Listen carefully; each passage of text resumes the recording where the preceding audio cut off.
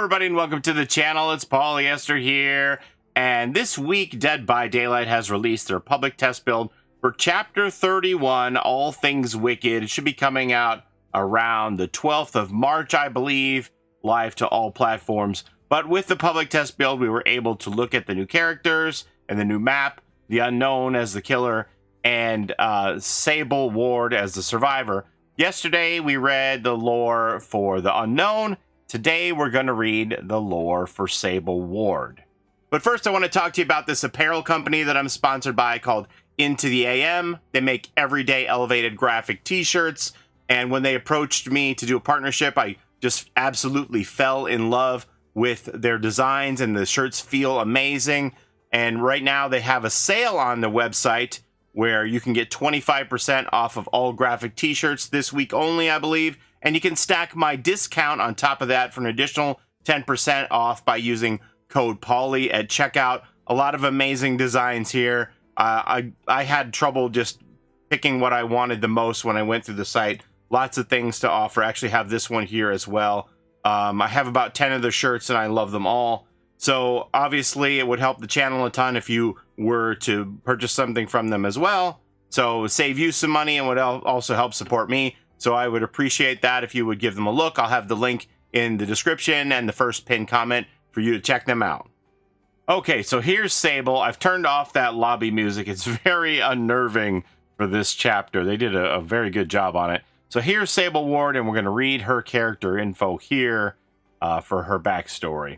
Sable figured she had to be adopted. No way was she the progeny of her insanely perky mom and her grinning, golf-playing frat boy of a dad. They didn't understand the first thing about her. No one in Greenville did, except for Mikaela. They were fast friends since the 3rd grade. Up until then, Sable had no friends. She wasn't into ponies or dolls or tea parties with teddy bears. She liked bugs, lizards, riding bikes, and dirt clod fights. Her favorite holiday was Halloween, and Mikaela was the only one who didn't think she was crazy when she dyed her hair purple in the 8th grade. Sable's mom was furious. Her dad didn't even notice. Mikaela went with her to the mall when she got her ears pierced and helped her pick out her first tattoo, an occult symbol hidden in a place her parents would never see. Mikaela declined to get her own tattoo. She flirted with the dark side, but she didn't live it, not like Sable. The dark side made sense to Sable, and she reveled in it, partly because it freaked out her parents and her teachers, partly because it felt like who she was.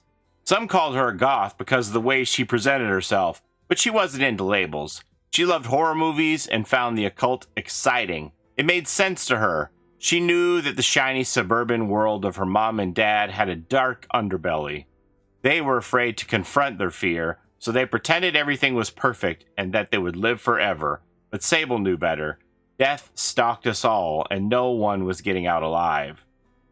Mikaela got Sable a job at the Moonstone, probably the only place in town that would have hired her. I say Hot Topic as well, but maybe they don't have a Hot Topic in Greenville. Anyway, she took classes at the local college and produced a guerrilla radio show on the shortwave in her attic. All Things Wicked this night was about the world's dark underbelly, the occult, urban legends, horror, and often there were heated discussions with Mikaela about the horror movies they'd catch at the only theater in Greenville.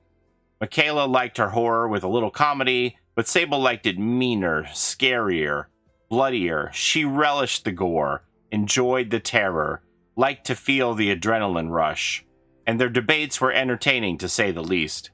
When searching for inspiration for her show, Sable would take walks in the cemetery with all the statues and headstones of early settlers who had founded the town as a sanctuary for those escaping persecution. She often talked about that history on her show, and she formed a theory that the uncanny sightings and disappearances were somehow linked to the town's history. One caller suggested the town was built on top of a fracture. The caller went on to describe a fracture as an overlap between worlds. Another caller said these fractures were created by an ancient cult devoted to forgotten demons. Another caller defined fractures as a cosmic buffet for an elder god that fed on pain, fear, and misery, and one caller even argued that it wasn't a fracture, but the unknown, a mysterious creature that consumed anyone who dared to imagine it.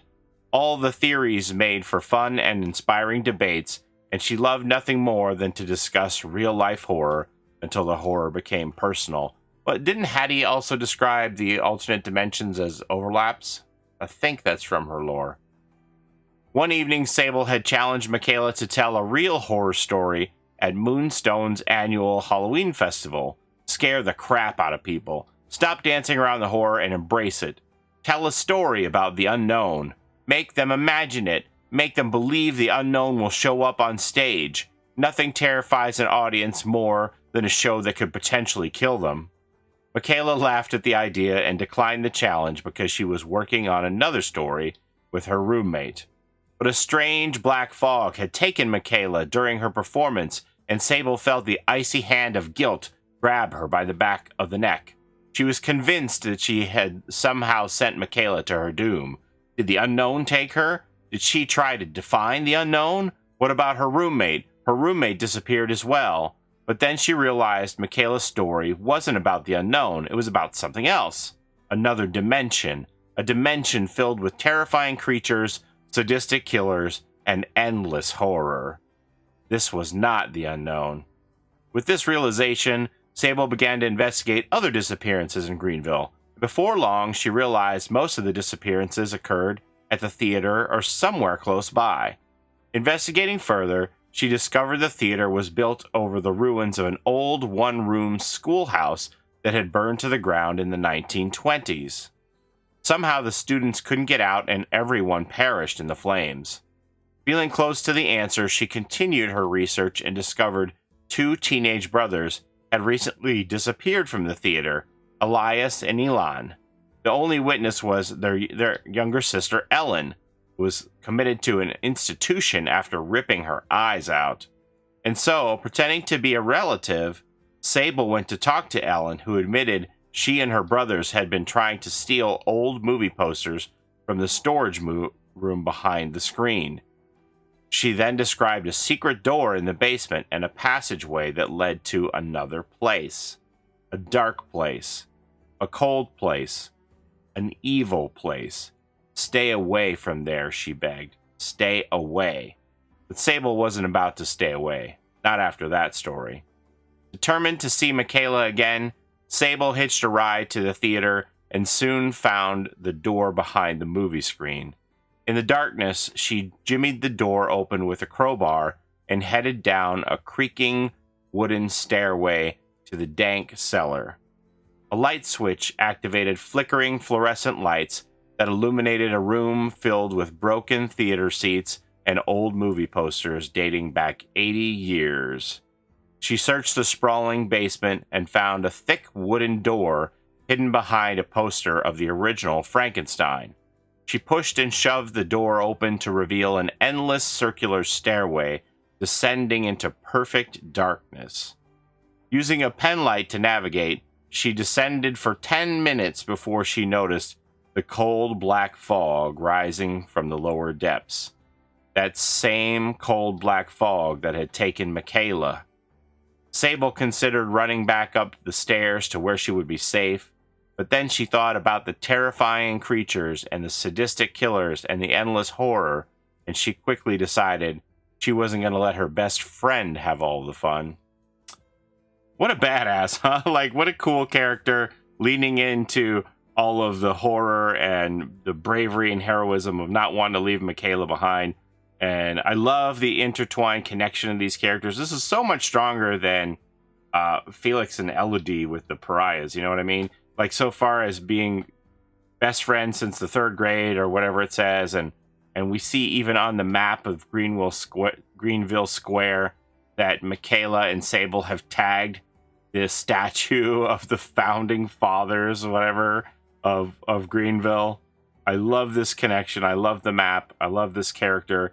I think people are just going to eat Sable up, and I can't wait to see what other cosmetics they give her. I think that she is going to be a very popular character once this chapter is fully released. But what do you think? Let me know. Are you impressed by Sable, or are you just meh? What do you think about her? Do you have an appreciation for this connection between the two characters, Mikaela and Sable? Do you like when Dead by Daylight intertwines people's stories? Or do you like it when they have just people who don't know one another from different periods of time that are just completely strangers to each other until they meet one another in the fog? What is your preference in that regard? Me personally, I prefer layering on and intertwining of all of the lore. That's my personal take on it, but let me know what you think. Anyway, that's all I have for you here today. As always, thank you so very much for watching. I appreciate the time that you spend here with me on my channel. Don't forget to like, comment, and subscribe, as it helps the channel a ton. And don't forget to take care of each other in and out of the fog.